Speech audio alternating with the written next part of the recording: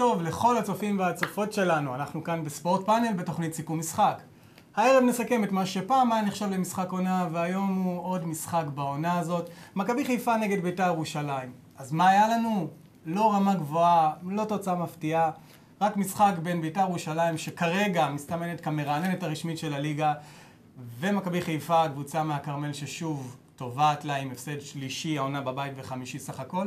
וכדי להיכנס לעומקו של עניין, נמצא איתנו כאן הפאנל שלנו. ערב טוב לפרשננו שחר אדליס. ערב טוב לחאלד ראו שכתבנו מהשטח, ופרשן ושדר ערוץ הספורט נדב יעקבי. ערב טוב. ערב מצוין. שחר, אני רוצה להתחיל איתך איתה במשחק הזה. אז כמו שאמרתי, רמה גבוהה לא הייתה לנו, ובכל זאת בוא תפרוט לנו מה ראינו על המגרש. כמו שציינת, מחצית ראשונה לא התעלתה לרמה טובה.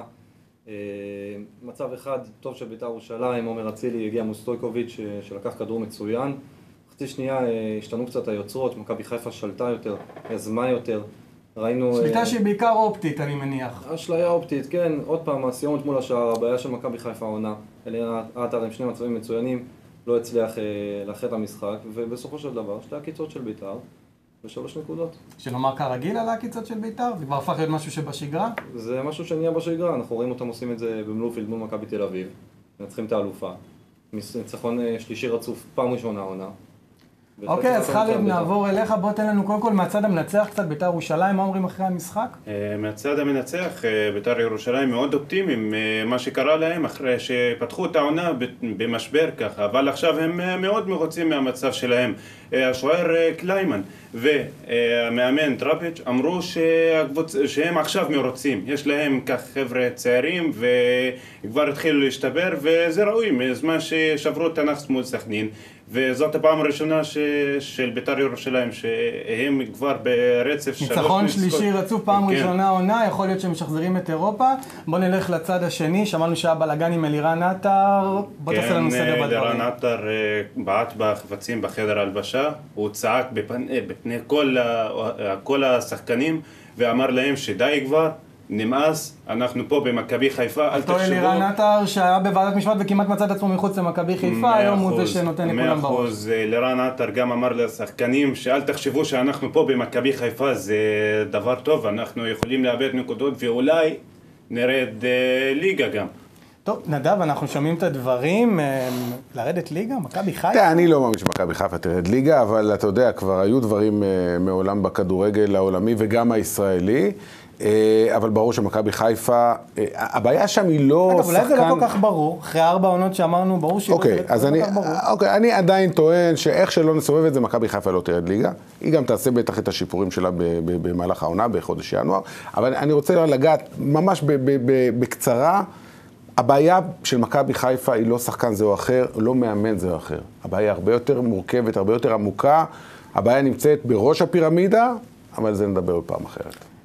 טוב, נדב אומר לנו ראש הפירמידה, הוא הזכיר גם את השינויים שכנראה יהיו בינואר. בוא תעדכן אותי מה הולך להיות שם. מי השמות שעומדים? קודם כל המצב של רוני לוי יציב. המאמן ימשיך עד תום העונה. ויש שמות אחרים, כמובן יש שחקנים אחרים שהם ישלמו את המחיר בינואר. כמובן שכטר וטורג'מן ואביחי ידין שהם לא נותנים רושם טוב מתחילת העונה, וטוואטחה שיש לו הצעה מפיורנטינה. כנראה ילך לפיורנטינה. כן, ילך לפיורנטינה. ויש חשש במכבי חיפה על המצב של סטויקוביץ' שאמור לקחת הצעה מהאקסיט שלו, פרטיזן בלגרד לחוזר. כן, אנחנו שומעים באמת את הדיבורים סביב סטויקוביץ', אבל אני רוצה להתמקד יותר במה שמכבי חיפה הולכת לעשות שחר. אנחנו מדברים על כנראה שינוי מאוד מאוד רציני, יכול להיות שבמכבי חיפה הבינו שהבעיה פתאום סוף סוף זה השחקנים ולא המאמן? אז אם אתה שואל אותי, הבעיה היא לא בעמדת המאמן. כמה מאמנים שונים עברו במכבי חיפה בשנים האחרונות, אם זה בנאדו, אם זה רובן עטר, אם זה סטנויוביץ' שהיה שנה שעברה. ושום דבר לא השתנה. אני חושב שהבעיה היא בשחקנים. מכבי חיפה... למכבי חיפה אין שחקנים טובים, דיברנו פה סטויקוביץ', שכטר ועטר שהגיעו רק פחות משנה כדי להציל את הקבוצה הזאת קדימה. בוא נגיד את האמת, היום הם לא מהשורה הראשונה של הטופ הישראלי. אני רוצה להוסיף פה דבר נוסף. אני חושב ששחקנים שאומרים עליהם טובים לא טובים, זה בזמן נתון. יש שחקנים שהיו פעם טובים, אבל בגלל סיבות כאלה או אחרות, הם נמצאים היום אולי ב-50% מהיכולת שלהם, ולכן מסתכלים עליהם ומדברים על מה שהם היו פעם, אין לזה לפעמים שום קשר למציאות. זה בולט מאוד במכבי חיפה. שחר, אתה יכול לגעת לנו במשפט קצר באמת, שים את האצבע על בעיה אחת במכבי חיפה שאתה חושב שצריך לשנות? כמו שאמרתי, לא צריך שחקנים, צריך להביא שחקנים, לנסות להביא אולי ממכבי תל אביב, הפועל באר שבע בשנה הבאה, השנה הזאת זה יהיה קצת קשה מאוד, לעשות, להשתדרג העונה, לעשות את המהפכה הקטנה שמכבי חיפה צריכה בשביל להוציא את עצמה מהמצב שהיא נמצאת, ובשנה הבאה לכוון אתה מציב אתגר גדול ליעקב שחר להתמודד עם אלונה ברקת ומיץ' גולדהר, כן? בכל זאת מכבי חיפה היא מועדון גדול בכדורגל. מועדון גדול, אין ספק. בואו נקווה שבשביל הכדורגל שלנו נראה משתי הקבוצות האלה קצת יותר בעתיד. אני רוצה להודות לכם, חברים יקרים, חאלד, שחר, נדב. תודה רבה לכם, צופות וצופים שהייתם איתנו. אנחנו היינו סיכום משחק בפאנל ספורט, נתראה בתוכנית הבאה. ערב טוב, להתראות. ספורט פאנל, המכללה לתקשורת ספורט בניהולו המקצועי של נדב יעקבי. לפרטים והרשמה 1599 50 2014 www.sportpanel.co.il. חפשו אותנו גם בפייסבוק.